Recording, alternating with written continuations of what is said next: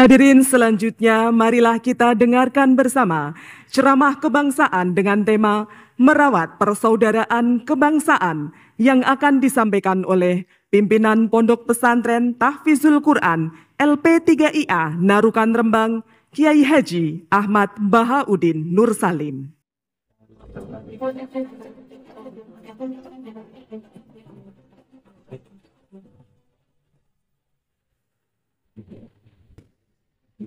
Assalamualaikum warahmatullahi wabarakatuh. Nahmaduka ya ghafuru ya syakuru wa salli wa sallim wa barik ala sayyidina maulana Muhammadin wa ala alihi wa sahbihi asma'in nama ba'du. Semua Dewan Komisioner OJK yang saya hormati, Wabil khusus Bapak Ketua Dewan Komisioner OJK, Bapak Wimbo Santoso, Bapak Ibu Wakil Ketua, Ibu Nur Haida dan semua anggota, Kepala Regional Jawa Tengah, Bapak Aman Santosa, tidak lupa teman kami, Gus kami, Kiai Haji Tas Yasin, semua teman-teman yang ikuti virtual, salam kebangsaan, salam semua. Ini diminta ngaji ya Pak, merawat persaudaraan kebangsaan. Saya sering punya tamu mulai polisi, mulai pejabat, ya mulai yang Islam sampai non-Muslim. Saya sering cerita bahwa hal-hal yang jadi fitrah manusia itu ya keinginan dasar manusia itu ya senang damai, senang bersaudara. Karena hal itu fitrah. Fitrah itu desain awal manusia itu suka damai. Jadi kalau untuk konflik itu butuh pemicu, tapi kalau untuk damai itu tidak butuh pemicu. Sehingga orang di mana-mana bisa rileks ya. Rileks di terminal, rileks di jalan, rileks di warung-warung kopi, rileks di kedai-kedai. Nah, konflik itu ya dimulai dari pemicu, entah rebutan pacar, entah rebutan harta, entah rebutan jabatan. Sehingga karena ada rebutan-rebutan itu terus ada pemicu, nah itu yang melahirkan konflik. Nah harus dicamkan, ditanamkan bahwa kepentingan berbangsa ini di atas ya, di atas kepentingan kita, di atas nafsu kita, di atas keserakahan kita, sehingga kita mudah damai. Itu rumusnya kiai-kiai ya. Saat tentu di sini pakai solusi yang ala kiai ya, karena tentu mereka ingin mendengar versi kiai. Kalau versi polisi mungkin ya tegakkan hukum. Kalau versi bank atau OJK, kalau nasabah nakal ya jangan dikasih kredit lagi. Kalau versi mertua ya, kalau mantu nakal ya dipulangkan, anaknya ditarik kembali. Jadi versi itu banyak ya. Kalau versi imigrasi ya mungkin dicabut paspornya gitu. Kalau versi kiai itu melihat dunia ini sederhana. Banyak orang-orang tasawuf, saya ini cerita tasawuf, cerita yang ringan-ringan saja. Orang tasawuf itu kalau makan itu satu piring ternyata kenyang gitu. Minum satu gelas ya sudah puas ya. Terus dia cerita, ngapain saya butuh uang banyak, uang satu piring ya sudah cukup gitu. Kalau tidur gitu ya tidur di satu kamar ya tidur, bangun ya sudah puas. Oh, artinya Anda punya kamar 100 ya tidurnya tetap di satu kamar. Jangan mentang-mentang punya kamar 100 dibagi 5 menitan itu.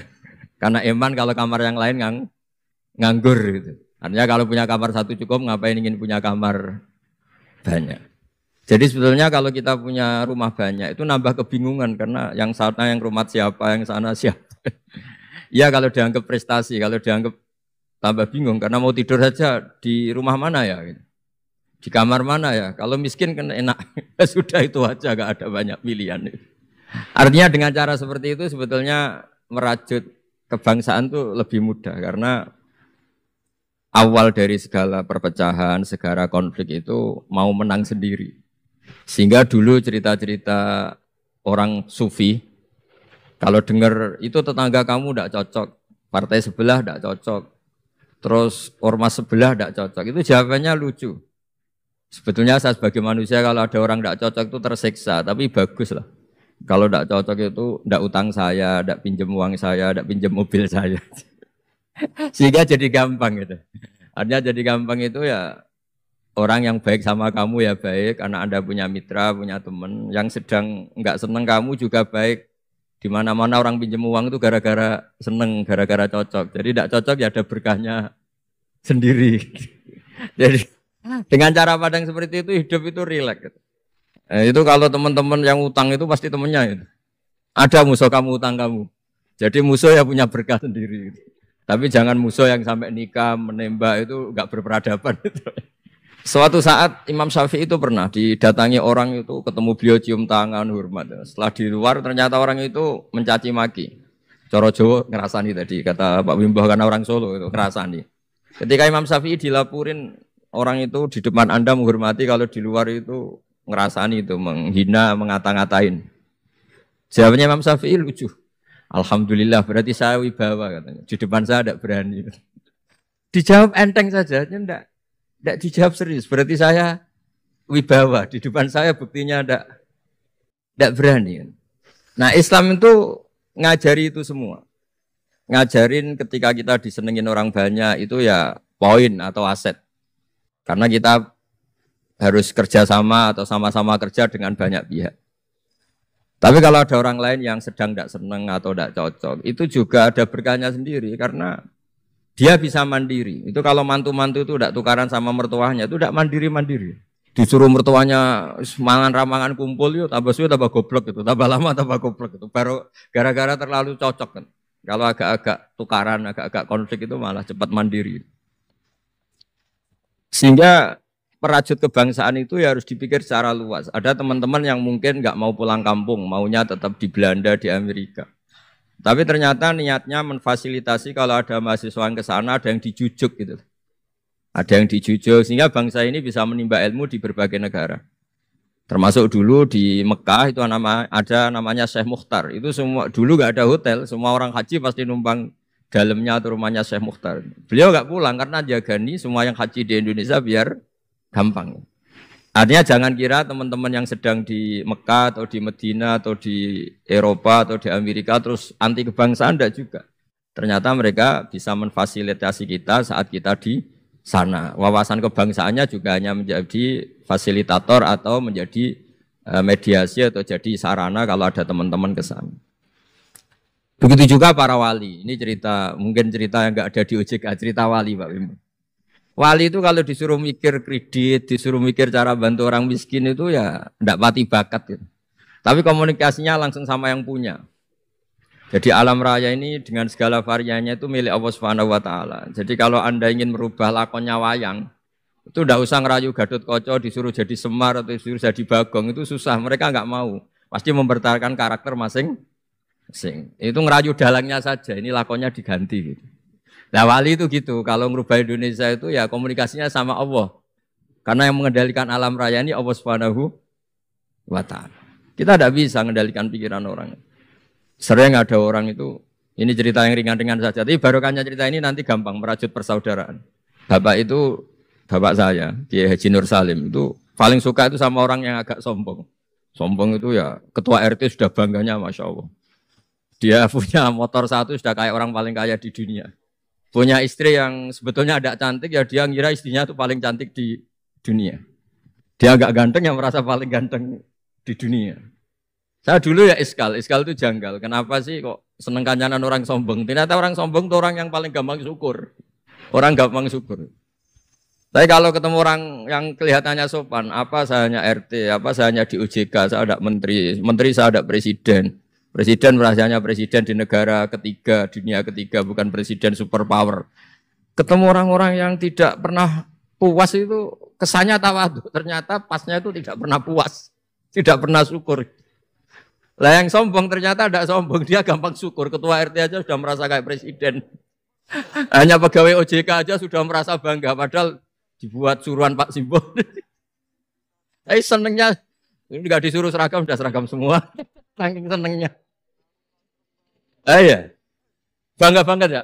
Ayo bangga banget. Jadi sama, sebetulnya kita jadi warga Indonesia, berKTP Indonesia sudah harus seneng. Tidak gampang orang punya negara itu tidak. Coba orang-orang yang sekarang di Amerika di mana-mana itu orang Indonesia itu ya kangen rumah. Itu untuk kangen ke sini itu harus berbiaya 100 juta untuk pulang. Kita tidak usah kangen, sudah di Indonesia itu sudah luar biasa. Nah, sama-sama kerja atau saling memberi kontribusi. Saya sering punya analogi ya. Saya sering diskusi sama banyak rektor di Indonesia. Bagus mana kerja sistem modern sama sistem kiai. Kata saya ya semuanya punya plus minus. Tapi kalau saya kiai ya milih bagus kerjanya kiai gitu. Kalau kiai itu ngajarkan orang yang mampu nolong yang lemah. Ya sudah itu aja ajaranya. Kapan saja Anda mampu, berkesempatan mampu ya wajib menolong. Tapi kalau sistem modern itu ada jobnya. Sehingga gara-gara ada jobnya, suatu saat mungkin kalau ada orang tenggelam, wah saya ada SAR, saya ada tim SAR, gak perlu menolong. Gitu. Kalau ada orang miskin, saya ada pegawai bank, gak perlu ngasih kredit. Itu bahaya untuk bangsa ini. Sehingga dibutuhkan kerja-kerja yang ala kiai saja. Kalau ada kecelakaan di jalan, meskipun Anda tidak satlantas, ya ditolong Anda yang menangi, yang tahu. Kalau ada yang miskin, tetangga kamu Anda mampu, ya tolong saja. Tidak usah nunggu diajukan proposal, didaftarkan miskin resmi, sampai ada plakatnya, terus baru dibantu. Itu selak mati, selak kelaparan. Nah, pendidikan agama juga gitu. Misalnya semester ini mengkaji tentang sholat, misalnya di UIN atau di IAIN. Mengkaji tentang haji. Kalau di kiai enggak, Anda mau haji tinggal tanya kiai. Tapi kalau ada kuliah, nunggu semester itu, nunggu dosen itu, baru tahu bab haji. Nah kalau pertolongan itu nunggu polisi, nunggu OJK itu prosedur dulu, kadang ditanya sertifikatnya macam-macam. Nah di sini pentingnya kerja. Jadi kalau lembaga resmi ini untuk hal-hal yang besar, yang tidak mendesak, yang mengikat. Tapi harus ada sistem sosial yang on time, yang setiap saat bisa diakses. Yaitu kebaikan masif, kebaikan yang semua orang itu merasa harus menjaga. Jadi yang menjaga kestabilan Indonesia itu semua orang, bukan polisi, bukan tentara, bukan siapa saja, termasuk departemen-departemen resmi, kepolisian, termasuk semuanya. Dengan merasa seperti itu, saling tergantung. Dan yang lebih cepat ya sistem sosial tadi. Sehingga kalau sistem sosial itu ada kiai, atau ada tokoh agama lain, atau ada yang dituakan, itu relatif stabil, karena coro Jawa nak tukaran itu sungkan, kalau terlalu konflik itu sungkan. Nah sehingga dulu ada cerita ada seorang perempuan itu ketemu Nabi itu di jalan. Itu cara etika orang kita lah, apalagi orang Solo, orang Jogja itu kan ada etis, ketemu di jalan dicegat. Ya Rasulullah, saya ini punya bapak sudah tua dan kalau Anda haji seperti ini pasti ingin bapak saya itu ikut, tapi beliau sudah tua sehingga tidak bisa ikut. Ini gimana, saya harus menghajikan beliau apa enggak? Sama Nabi saat itu dijawab, kalau bapak kamu punya utang, kamu yang bayar cukup enggak? Ya cukup ya Rasulullah, ya sudah seperti itu. Artinya cukup Anda hajikan. Kemudian oleh Imam Bukhari itu dibabkan lucu, babnya itu unik. Bab boleh tanya tokoh di jalan. Jadi tidak tentang hajinya, tapi tokoh itu harus siap menjawab pertanyaan meskipun sedang di jalan. Tidak usah nunggu sowan di rumah atau antri inden daftar tamu. Nah, itu jadi pelajaran bagi kita. Jadi kebaikan itu kita wajibkan dulu ke siapapun yang mampu dan berkesempatan. Sehingga kalau kita misalnya ketemu orang tenggelam, meskipun kita tidak pegawai SAR atau tidak yang bertugas di pantai itu, ya kalau Anda mampu, ya selamatkan. Kalau ada kebutuhan tertentu masyarakat, misalnya sakit, Anda berkemampuan minjemin mobil untuk diantar ke rumah sakit, ya kewajiban Anda, bukan nunggu dinas resmi yang mengambil. Jadi kebaikan yang diwajibkan ke dinas resmi, ya monggo, kita loyal, kita dukung, kita support. Tapi kewajiban yang diwajibkan atas nama agama bagi yang mampu itu tidak boleh hilang, karena ini yang langsung bersentuhan dengan masyarakat. Coba kemarin pas COVID misalnya, banyak teman-teman saudara kita yang pulang kampung. Ketika lembaga resmi belum ngurus itu, yang ngurus ya keluarga, sanak famili, mereka pulang, mangan ramangan kumpul, ya ada, alhamdulillah ada yang kelaparan. Kenapa ada yang kelaparan? Karena sistem sosial itu jalan, orang kok medit atau kikir sama tetangga, sama keluarga itu pasti diadili masyarakat. Dan masyarakat sepakat urusan makan itu sepele, sehingga mereka pulang ya ikut Pak D-nya, Pak Lek-nya, ikut Mbahnya, itu semuanya bisa makan. Bisa ngopi-ngopi, bisa rokok-rokok, ya tetap santai aja normal. Bahkan banyak yang nganggur itu seneng. Barokahnya nganggur yang ngutangi tidak nagih. Kalau tidak, jadi ya dianggap ringan saja hal-hal seperti itu. Khawatir saya kalau saya pernah baca kitab di karangan seorang ulama besar, Al-Hayatul Ulya, otoritas besar dalam satu sistem negara, itu harus diakui sebagai bagian dari kebaikan masif. Tapi kebaikan masif yang nggak boleh hilang adalah kebaikan yang nggak punya otoritas karena ini jumlahnya lebih besar. Ya tadi misalnya kecelakaan di jalan itu kan enggak bisa kebetulan ada mobil patroli atau mobilnya Satlantas atau lembaga resmi tertentu yang nangani kecelakaan. Yang nangani ya orang-orang di jalan yang menangi itu terus diantar ke rumah sakit atau ngabari keluarga. Sehingga kata Nabi, kullukum ra'in wa kullukum mas'ulun an ra'iyati. Semua kita ini menjaga kedamaian, menjaga kemakmuran, semua kita jaga sistem sosial, semua kita menjaga kebaikan. Nah dari semua itu dibikinlah di era modern lembaga-lembaga formal. Tapi jangan juga lembaga formal menghilangkan sistem fitrah manusia tadi yang fitrahnya ingin baik dan itu ada di mana-mana dan kapan saja. Dan Allah kalau menciptakan sesuatu itu pasti luar biasa. Saya sering ditanya sama orang-orang, Gus gunane Indonesia seneng cangkruk itu apa? Anggap aja itu tim SAR paling on time katanya. Itu kalau ada orang bingung, yang ditanya pertama yang orang-orang nganggur di pertigaan itu. Ini rumahnya mana? Kalau ada orang bingung yang nanya itu. Kalau ada orang kecelakaan yang nolong ya. Artinya sistem sosial yang sudah ada itu nggak boleh diambil alih lembaga. Karena kalau itu iya, kita kekurangan kekuatan sosial. Jadi ini penting saya utarakan supaya kebaikan-kebaikan bersama ini saling melengkapi, bukan saling mengadili, bukan saling merasa paling superior. Saya sering guyonan begini, kalau ada rapat ketahanan pangan, yang rapat itu merasa superior karena punya rumus yang luar biasa. Tapi apa artinya rumus itu kalau petani nggak mau nanam padi? Petani itu tidak usah rapat, tapi nanam padi itu otomatis jaga ketahanan pangan. Sistem sosial juga sama. Di kampung itu kalau ada orang jahat atau sinis, itu pasti nggak punya teman. Gus Yasin ini rawuh. Ini alhamdulillah Gus Yasin rawuh. Mau biar jajar Pak Ketua dia di situ ada. Oh mau di tengah. Terus jangan tetap di mana itu.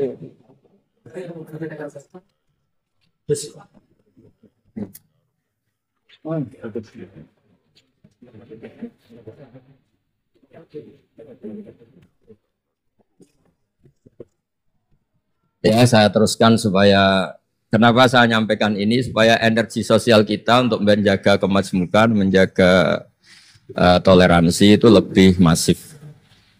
Di beberapa daerah itu ya banyak masjid jejer gereja di Tuban, di Jakarta. Dan ketika buktinya nggak ada apa-apa, yaitu simbol perdamaian. Di beberapa daerah ya banyak orang Islam, bosnya itu non-Muslim. Atau sebaliknya non-Muslim, bosnya Muslim. Atasan juga banyak begitu, atasannya Muslim. Itu kan contoh sosial yang sudah masif. Justru karena didiskusikan, diseminarkan itu menjadi kayak kita baru mulai. Nah itu malah aneh. Jadi selama ini kan ya sudah begitu kan, banyak orang Islam di mana-mana itu kerja di pabrik mana, ternyata pemiliknya non-Muslim, juga sebaliknya non-Muslim di instansi apa, pemimpinnya Muslim. Mulai dulu kan ya baik-baik. Ya, justru karena didiskusikan tuh menjadi kayak kita ini yang punya rumus, kayak kita yang pencetus. Padahal sistem sosial kita sudah sedemikian harmonis, sudah sedemikian baik. Ketahanan pangan juga sama. Ketika belum ada rapat darurat pangan, petani yang lugu-lugu yang nanam padi. Barokahnya itu stok padi itu banyak. Begitu juga mereka melahirkan sistem kerja yang nggak punya ladang, kerja di yang punya ladang. Dan kalau itu dizolimi atau nggak digaji, ada embargo sosial, terus nggak mau kerja di situ. Sehingga yang nggak baik juga akan baik karena dipaksa oleh sistem sosial. Jadi sebelum ditangkap polisi karena nggak baik, itu sudah diadili sosial, itu diadili hukum sosial. Nah, hal-hal seperti ini harus jadi perangkat bersama untuk menjaga kebaikan bersama. Makanya saya sering bilang, sistem sosial itu segala-galanya. Di antara sistem sosial itu adalah lembaga resmi. Jangan dibalik, lembaga resmi itu menata sistem sosial. Sebelum ada lembaga resmi itu sudah ada sistem sosial. Sehingga sebelum ada negara ini, kiai-kiai atau tokoh agama yang lain ya turun rembuk untuk mengusir penjajah, untuk memberi makan tentara yang berjuang di kampung-kampung, dikasih ketela, dikasih apa saja lah yang bisa mereka bertahan hidup. Nah, ini penting diutarakan supaya semua masyarakat itu merasa bahwa mereka ikut dan harus merawat negara ini. Kullukum ra'in wa kullukum mas'ulun an ra'iyati. Semua kalian adalah penjaga Dan semua kalian dimintai tanggung jawab Allah, kontribusi Anda terhadap bangsa ini, terhadap komunitas Anda, terhadap sistem sosial Anda. Sehingga kemudian terus jalan. Nah, dimulainya dari mana? Kata Nabi, dimulai dari keluarga Anda. Sehingga semua orang nggak lempar tanggung jawab. Kalau anak saya miskin ya salah saya. Kalau anak saya terlantar ya salah saya. Kalau istri saya terlantar ya salah saya. Sehingga jangan karena ada sistem modern, setiap ada yang miskin, menyalahkan menteri sosial misalnya. Setiap ada apa, nyalahkan menteri terkait. Itu hukum seperti itu bikinan kita. Yang hukum Allah permanen, itu ya setiap anak kita terlantar salah kita. Nah, barokahnya merasa salah itu tidak mudah menyalahkan orang lain, termasuk tidak menyalahkan instansi tertentu atau departemen tertentu. Ini penting supaya orang itu evaluasi, merasa salah. Barokahnya merasa salah itu orang tidak menyalahkan orang lain. Jadi negara ini tidak mudah chaos dengan kultur menyalahkan pihak lain. Betapa baiknya agama ini. Jadi kalau berdoa disuruh mulai dengan Rabbana dzalamna anfusana, ya Allah saya ini mendolimi diri kita sendiri. Wong yang punya kewajiban saya kok menyalahkan orang lain. Saya kalau guyon itu sering begini. Teman-teman kita yang satu kampus atau satu pondok atau satu kampung, itu kalau kaya itu pasti jadi sumber disalahkan. Misalnya Anda punya teman yang dulu sama-sama miskin, tahu-tahu jadi bupati atau gubernur. Terus itu tarif utang kamu ya dinaikkan. Dulu zaman sama-sama miskin paling pinjam uang hanya 10.000. Gara-gara jadi bupati atau gubernur BI misalnya atau ketua OJK, utangnya dinaikkan bukan sesuai Anda tapi sesuai jabatan teman kamu. Masa punya teman gubernur kita utang 100.000, pantasnya ya utang modal 100 juta. Dan kalau nggak ngutangin, wah katanya teman dekat ternyata nggak mau dipinjemin. Jadi punya kultur menyalahkan orang lain. Dia SDM-nya hanya ketua RT gara-gara punya teman gubernur atau presiden atau apa. Inginnya ya lebih tinggi lagi. Jadi bukan berdasar kapasitas dia tapi kapasitas temannya. Itu juga bagian dari kesalahan yang kita ciptakan. Sehingga agama mengatur orang itu tidak boleh melebihi batas SDM-nya. Orang itu tidak boleh melebihi batas apa? SDM-nya. Kadang-kadang kita sama ketika anak kita terlantar, bilang di Pak D sugih ya ora nyafaati, punya Pak D kaya juga tidak memberi syafaat, punya teman kaya tidak beri. Jadi tidak menyalahkan dirinya, tapi menyalahkan teman atau keluarganya yang kaya. Itu juga awal bencana kemajmukan. Jadi kebanyakan nuntut. Makanya Nabi berkali-kali ngendikan ketika kamu di zaman akhir wa alika bi khosayati nafsik wada angka amrol amah. Kalau sudah ada badai apa saja, badai ekonomi, badai sosial atau badai apa saja, urusi diri kamu sendiri. Itu bukan Nabi menanamkan egois itu enggak, justru menanamkan kebersamaan.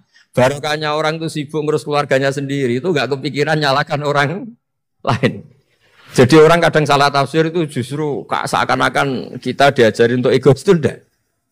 Berkahnya ngurus diri sendiri, ketika kita sudah terurus tidak membebani sama orang lain. Dan berkahnya ngurus diri sendiri juga tidak gampang mengkomplain orang lain. Karena kita merasa punya kewajiban sendiri.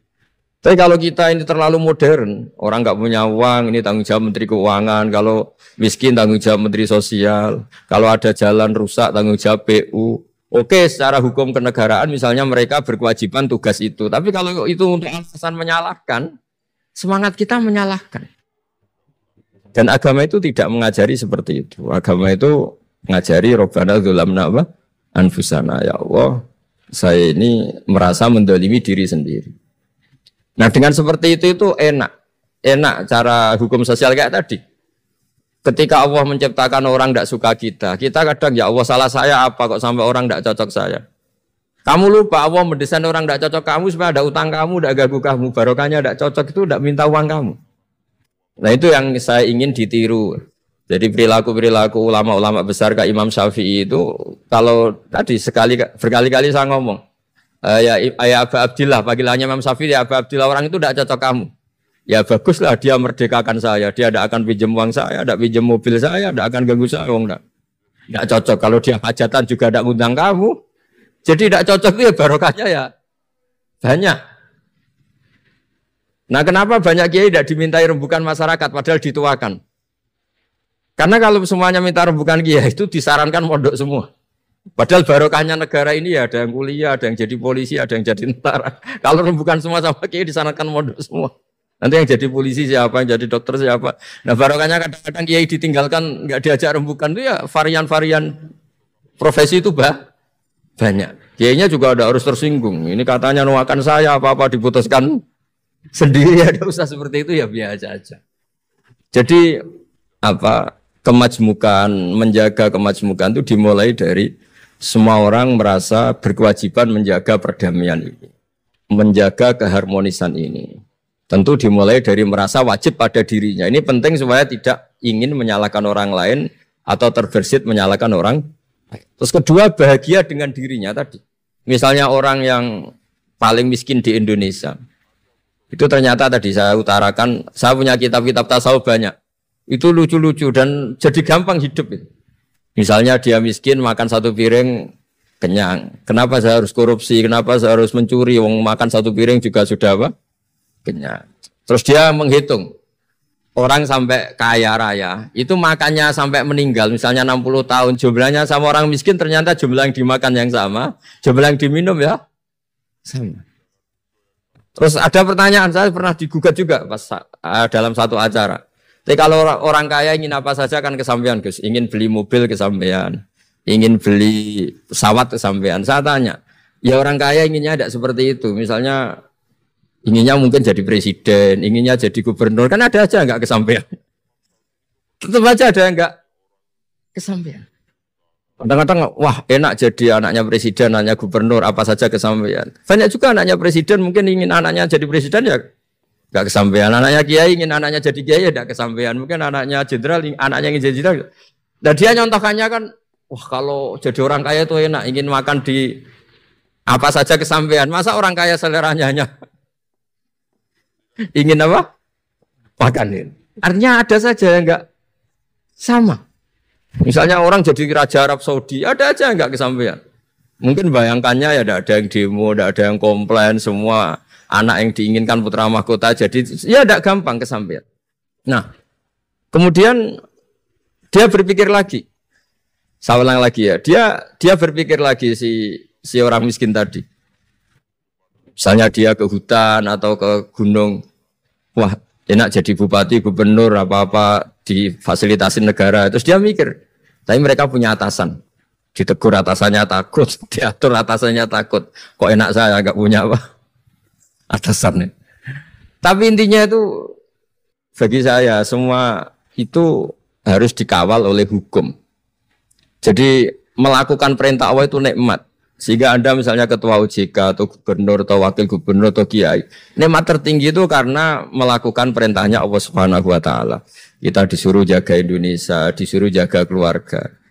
Kalau nikmatnya itu subjektif sepihak, kita puas kalau ingin seperti yang kita inginkan. Itu enggak akan ada puasnya karena nafsu kita itu kalau guyonan orang-orang tasawuf, kamu dikasih dunia seisinya dan lipatannya, tamak kamu atau keinginan kamu itu tidak akan tercapaikan, tidak akan terpuaskan. Karena manusia itu ya sudah nggak ada batasannya. Makanya kalau guyonnya dulu kan ada orang tirakat, kalau megang apa saja jadi emas. Dia bayangkan jadi kaya, jadi top. Ternyata pertama dia megang saka rumahnya, tiang rumahnya jadi emas. Habis itu megang apa lagi jadi emas. Lama-lama megang nasi jadi emas, megang minum jadi emas. Akhirnya dia nggak bisa makan karena dia ingin semua yang dipegang jadi emas. Pas kecapean megang-megang dia ingin makan, yang dipegang juga jadi emas. Ya akhirnya kan jadi bingung gitu karena nggak kesampaian kan. Dia kesampaiannya jadi emas, ternyata kebutuhan dasar dia ingin makan malah nggak kesampaian karena yang dipegang jadi emas. Jadi itu kan contoh. Sejahtera juga sama. Anda bayangkan misalnya kalau punya mobil, punya uang tabungan, punya apa, semuanya kesampaian, enak itu. Semua yang kamu inginkan kesampaian itu enak. Ukuran enak dengan banyak bergantung. Dengan tidak banyak bergantung itu ilmiah mana? Misalnya gini, saya ini bahagia cukup dengan makan satu piring. Anda bahagia nunggu punya Alphard, punya uang 1 miliar. Lu menggantungkan kebahagiaan dengan banyak sesuatu yang Anda belum miliki itu sudah satu kebodohan kalau orang tasawuf. Cek repot ya, tapi bahagia wae kok kakean syarat ya. Makanya saya sering bilang, kalau saya berkali-kali cerita ada orang perempuan datang ke saya, Gus saya ingin kaya. Kebetulan orangnya itu jelek. Saya bilang, kalau kaya yang repot kamu. Kenapa Gus? Setelah suami kamu kaya, sekarang suami kamu kan miskin. Pertama yang dievaluasi apa? Ganti rumah, ganti mobil. Lama-lama ganti Anda, kata saya. Karena setelah rumahnya bagus, mobilnya bagus, yang dievaluasi pasti Anda, katanya. Wah, kalau gitu miskin aja Gus. Iya kan? Sudah rumah bagus, mobil bagus, ternyata istrinya. Nanti kalau suami kamu kaya, yang dievaluasi tidak hanya mobil dan rumah, tapi Anda. Maksudnya ini ya guyon, tapi supaya kita ini bahagia dengan diri kita apa? Sendiri. Jadi saya mohon semohon-mohonnya semua yang mendengar ngaji ini, bahwa agama ini mengajarkan wa'alika bi khossati nafsik. Urus diri kamu sendiri itu bukan mengajari egois, itu bukan. Kalau semua kewajiban orang merasa bertanggung jawab, paling tidak bawaannya itu tidak nyalahkan orang lain. Dan negara juga agak repot-repot karena semua orang dicukupi oleh orang tuanya, oleh keluarganya. Sehingga negara ini sifatnya hanya membantu, bukan ngurus yang pokok. Tangan negara tidak cukup untuk ngurus sebesar ini, juga cukup. Yang cukup adalah individu-individu ini menanamkan nilai-nilai sosial sehingga semua bertanggung jawab atas dirinya, atas kampungnya, atas komunitasnya, terus negara fasilitasi itu semua. Insya Allah menjadi baldatun thayyibatu wa rabbun ghafur. Saya kira demikian, semoga bermanfaat dan mohon maaf. Assalamualaikum warahmatullahi wabarakatuh. Hadirin yang berbahagia, selanjutnya dialog yang akan langsung dipandu oleh Ketua Dewan Komisioner Otoritas Jasa Keuangan, Bapak Wimbo Santoso.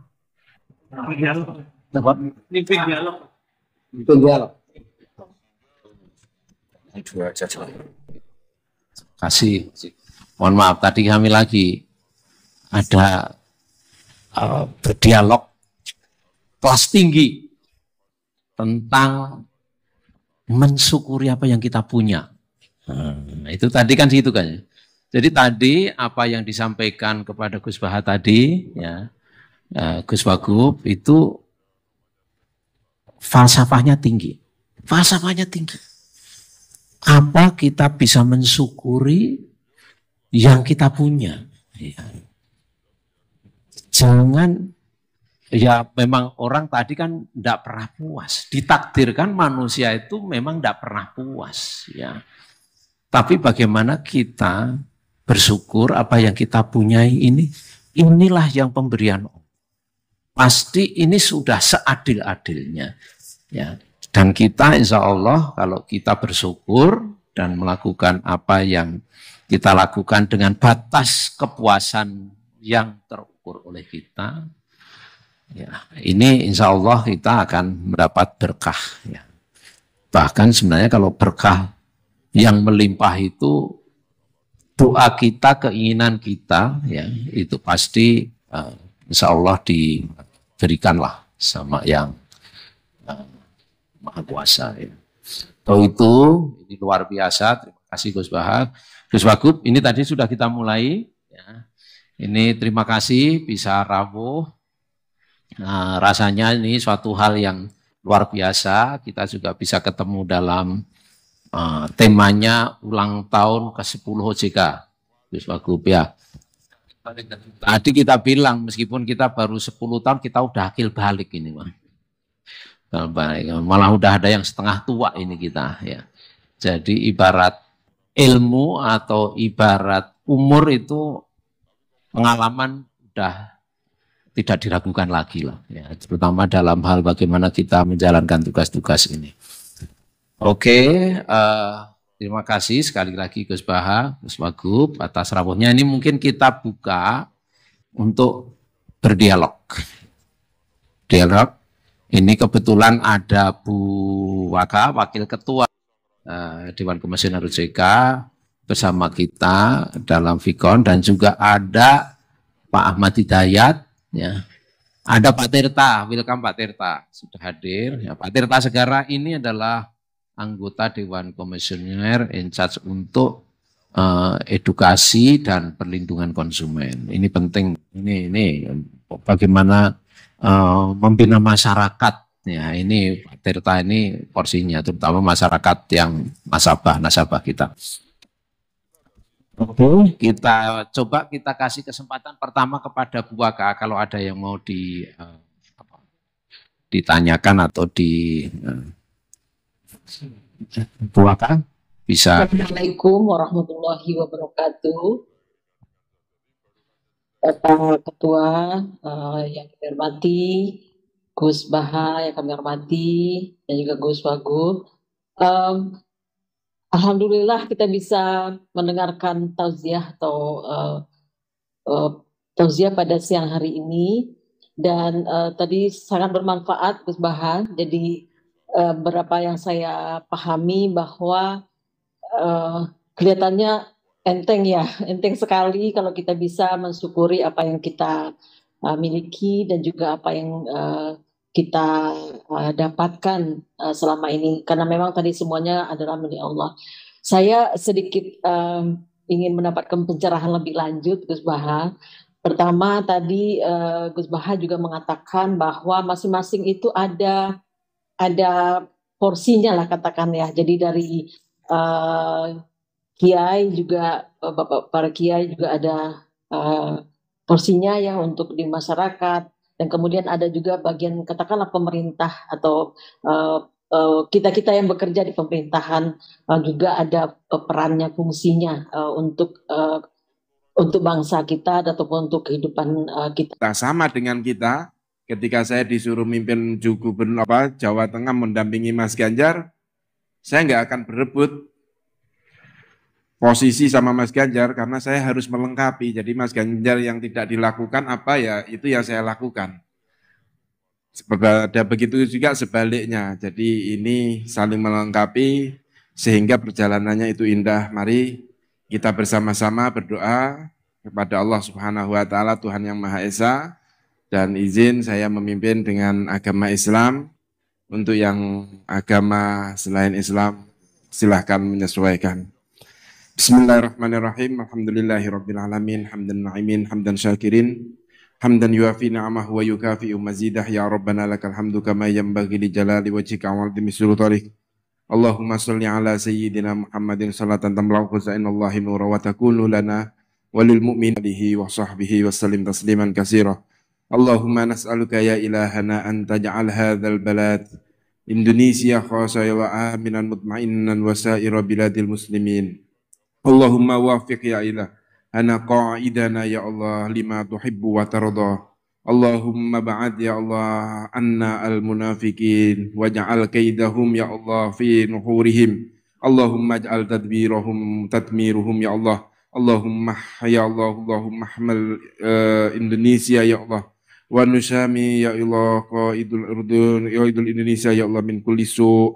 Allahumma man arada Indonesia ya Allah su'an faradu kaidihim ya Allah fi nahrihi ya Allah. Allahumma nas'aluka ya ilahana an taj'alana mimma yuhibbuka wa yuhibbu rasulika wa yuhibbu ibadika as-salihin. Allahumma astur auratina wa amin rawatina wa aslih ahwalana birahmatika ya arhamar rahimin. Allahumma nas'aluka ya ilahana fi hadha munasabah fi hadhihi ilahana al-balaya wal waba wal zalazil wat ta'un wasuyul mukhtalifati wal fitnati wal mihan ma dhahara minha wa ma batan an biladina hadha khasah wa sairil buldanil muslimina amah. Allahumma aminna ya Allah, Allahumma aminna ya Allah, Allahumma aminna ya Allah fi biladina Indonesia khasah ya Allah wa fi sairil buldanil muslimina amah. Wa sallallahu ala sayyidina Muhammadin wa ala alihi wa sahbihi wa baraka wa salam. Subhana rabbika rabbil izzati amma yasifun wa salamun alal mursalin walhamdulillahi rabbil alamin. Terima kasih, saya ucapkan selamat ulang tahun ke-10 OJK. Semoga balik sebelum usianya. Terima kasih, wassalamualaikum warahmatullahi wabarakatuh.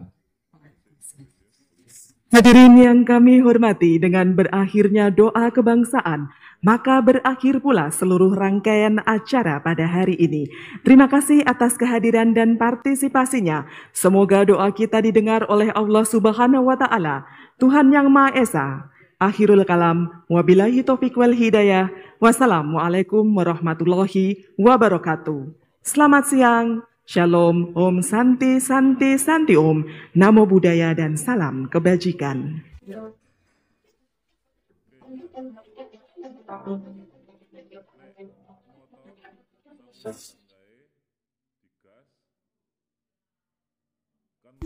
Oke teman-teman, jadi itulah reaction ngaji kita bersama dengan Kiai Haji Bahauddin Salim atau Gus Baha, dimana kali ini Gus Baha ngaji bersama dengan Gus Yasin ya, Gus Taj Yasin, dimana di situ temanya adalah merawat kebangsaan dan menjaga persatuan demi keutuhan negara kesatuan Republik Indonesia.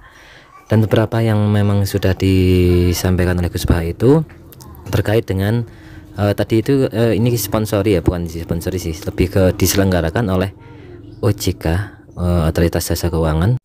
Gus Baha menjelaskan bahwasanya jika ingin menjaga persatuan, ingin membuat suatu persatuan antar kebangsaan ini, menjaga kesatuan bangsaan, menjaga persatuan di Indonesia ini, maka harus melalui karakter-karakter pribadi masing-masing dulu. Karakter pribadi masing-masing itu mempunyai akhlak yang mulia, akhlak yang berakhlakul karimah, yang dilandasi keimanan, keutuhan dan keihsanan, dan serta persatuan ukhuwah di antara sesama murid, antara sesama anak bangsa. Dengan landasan keimanan dan keislaman yang benar, maka itu bisa menjadikan diri kita minimal bisa menjaga untuk membantu di sekitaran kita, untuk menjaga persatuan, kesatuan di sekitaran kita. Dan jika ada suatu hal yang ingin memang dibutuhkan oleh umat, dibutuhkan oleh masyarakat secara umum, maka kita bisa berkontribusi untuk mereka. Maka itulah yang nantinya akan menjaga keutuhan, kepersatuan, kebangsaan dan negara kesatuan Republik Indonesia ini. Dan beberapa setelah itu disusul oleh Gus Yasin, dimana di situ ada doa ya, doa kebangsaan, dan semoga itu menjadi keberkahan untuk kita semua. Sebenarnya ini ngaji yang sudah agak lama ya, karena sudah saat setelah pandemi itu sekitar tahun 2020-an ya. Kemudian kita mutolaah kembali dan ternyata memang apa yang dikaji oleh Gus Baha itu akan tetap relevan terus menerus ya. Dan itu saja mungkin teman-teman yang bisa kita sampaikan, bisa kita catatkan. Semoga menjadi amal ibadah Gus Baha yang berkah berkah untuk kita semua. Semoga menjadi ilmu yang manfaat dunia akhirat untuk kita, dan semoga kita senantiasa istiqomah ngaji bersama dengan Gus Baha. Nah, untuk catatannya akan kita catatkan di kolom deskripsi ya teman-teman. Terima kasih. Wassalamualaikum warahmatullahi wabarakatuh.